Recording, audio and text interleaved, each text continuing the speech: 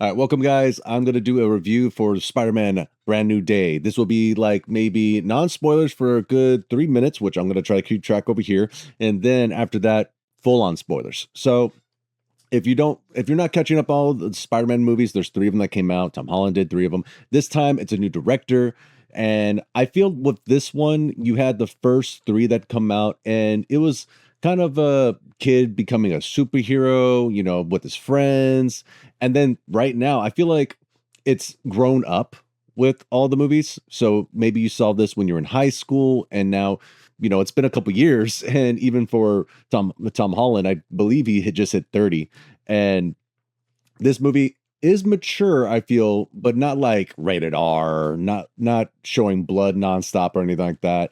I just feel that the take of what's going on with Spider-Man's life has just changed. It's not happy-go-lucky. It's more of trying to find what you want to do in your life. And for this one, Spider-Man, well, Peter Parker, since the previous movies, no one remembers who Peter Parker is. He decides to stick to just being Spider-Man. And with that, causes a little bit of trouble because in his body, he has some things that are going on when it comes to his arachnic side, to his human side, and what is taking over. In other words, he's trying to forget Peter Parker and just focus on Spider-Man. So his body is trying to focus more on Spider-Man. And it just becomes a big whole thing.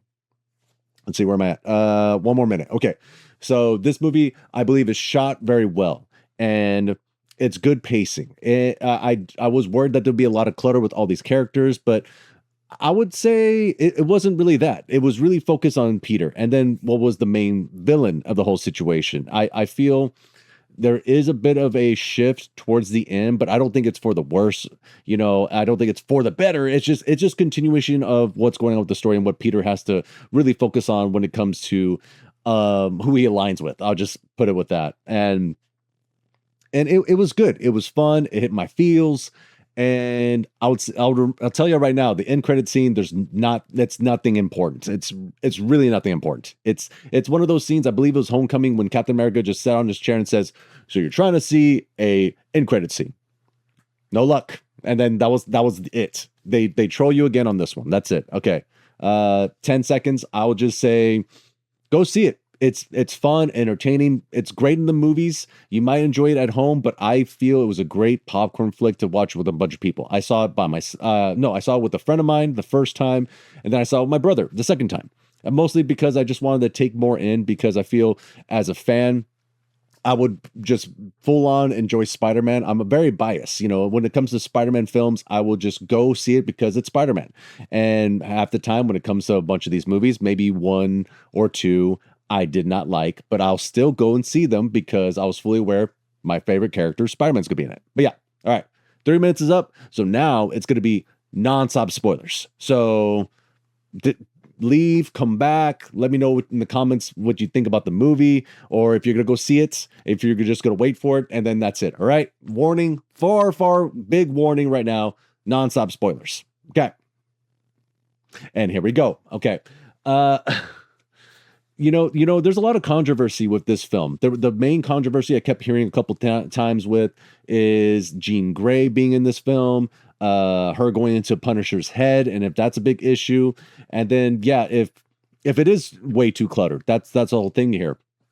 And is this a way better film than the others? Like I said prior, I feel evolution was happening with these films, that being just growing up with them. So before, you had the Breakfast Club, friends coming together, and it was a good time. Don't get me wrong. But then, of course, he made the decision to have everyone forget who he is. So then this whole thing that was happening in the third film would just disappear. And with that, he decided to also tell MJ and Ned that he will go there and talk to them and explain who he is, and they could just be back together. Noticing that, she was a little hurt when that whole situation happened, and he just realized that if she's going to be in his life, she's going to always be in danger.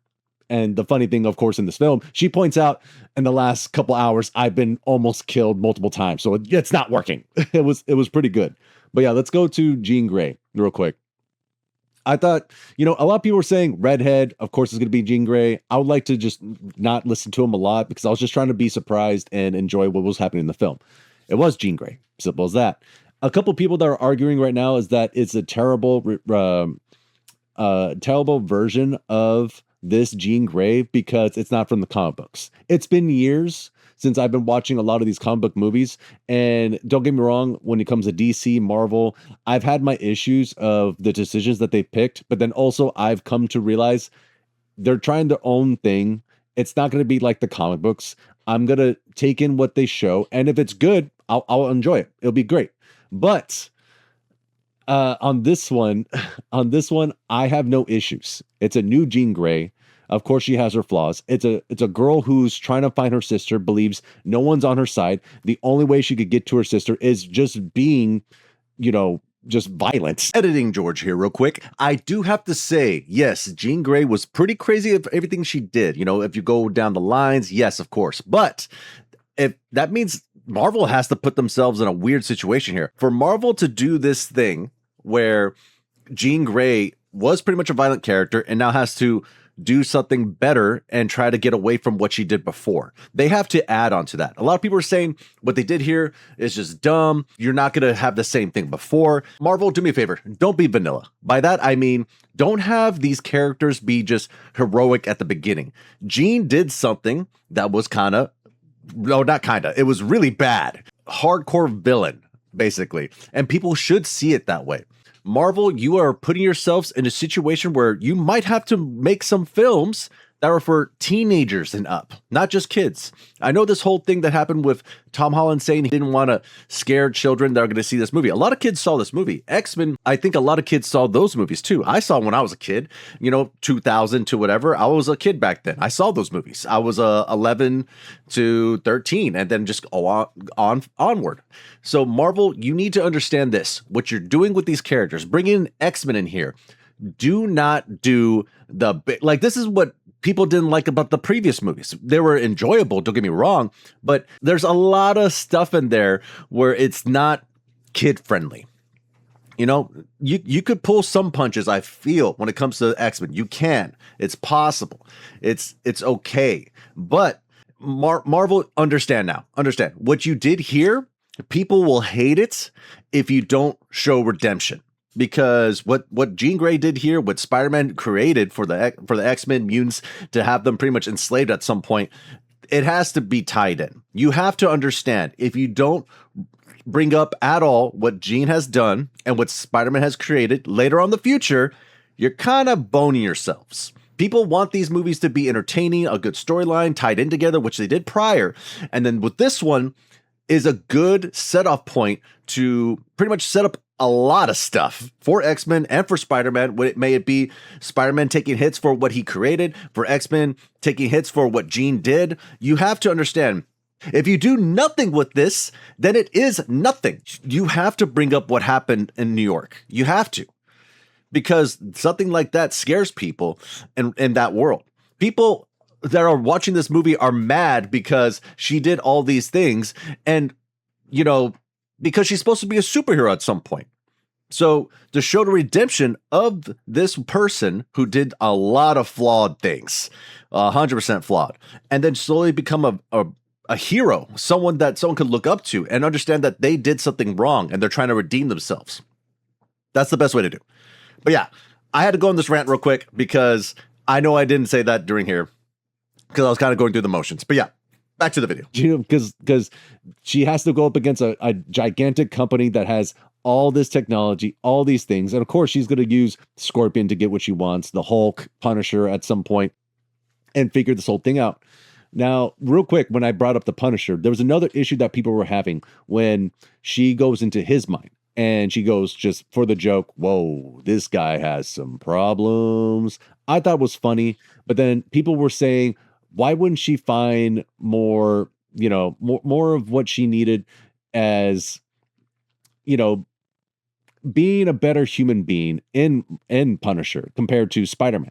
I think Spider-Man has the adults that were in his life taught him very well of, with great power comes great responsibility, yada, yada, that whole thing.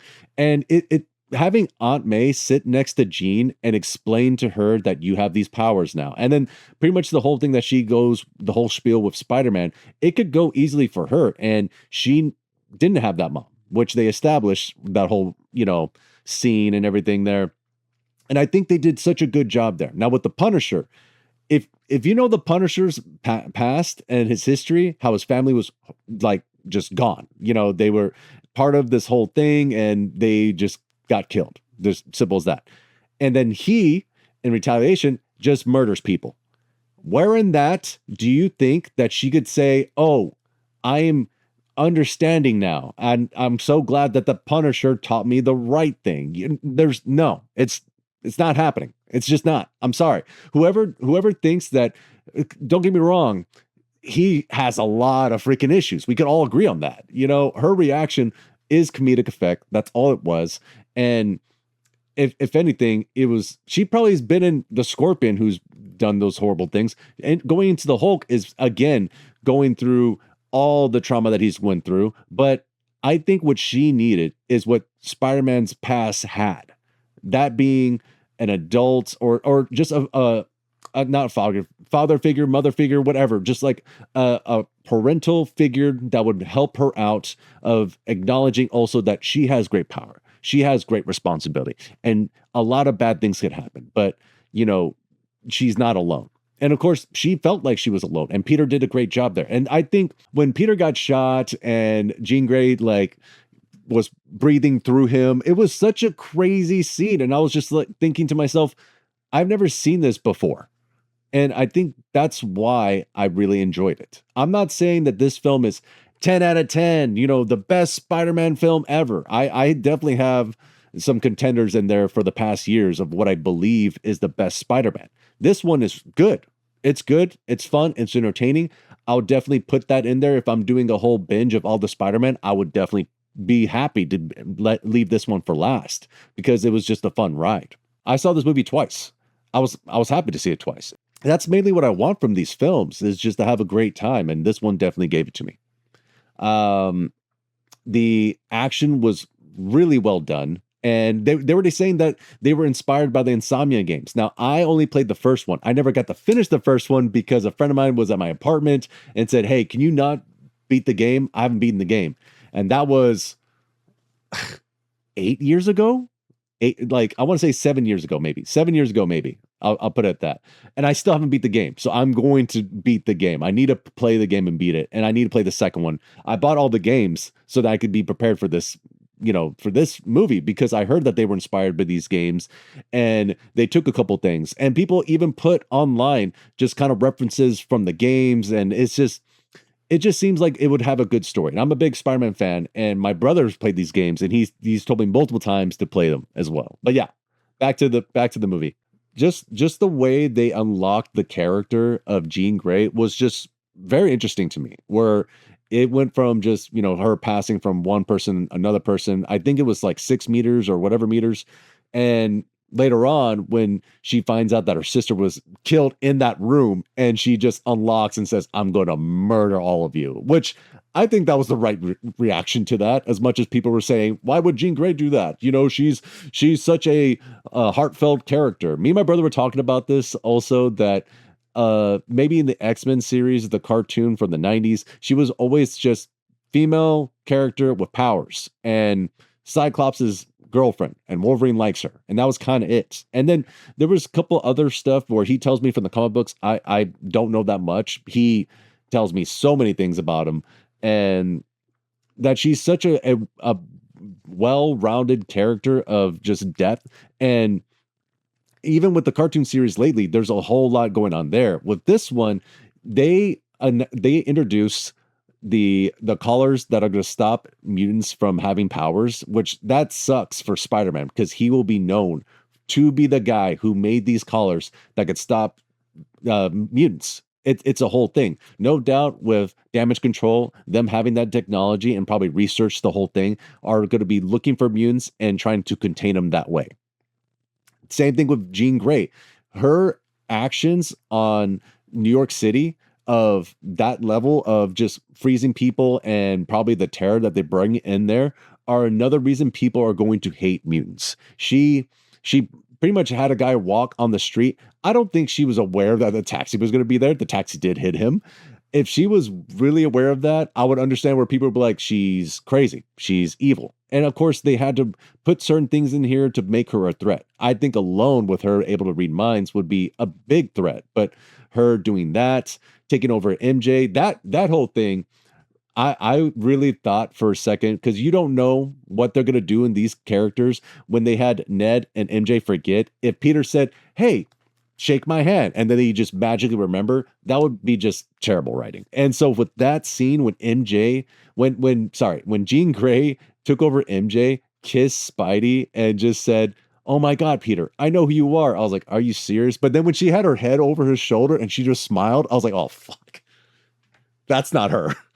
That's Mary. That's Jean Grey, and when she said hold her, care for her, I was like, bro, this is messed up. And for Peter to kind of just realize that he's been doing something wrong, understanding that even though she did something so messed up to him there, it's crazy. It's crazy for him to forgive her. There was a lot of messed up things that happened to her, and for her sister to die, for damage control to get the research that they wanted, and him realizing that they're going to experiment on her. It's you know Peter's fully aware that's the next step. They capture her. Oh crap, she was trying to find her sister, and then trying to help her find her sister, to come to realize that she died in there. And it's just like, oh well, you know clearly it's clearly she has some problems, and it's just I think their idea of making Peter becoming the mentor and not having a mentor in this movie is such a great idea, and better off, because I think a lot of people's issues were for the previous movies is that Peter always had a mentor with him and he was never alone. If it be Spider-Man Homecoming with Tony Stark, with Far From Home, it being Nick Fury, or Mysterio. And then again in No Way Home with all the Spider-Man with him.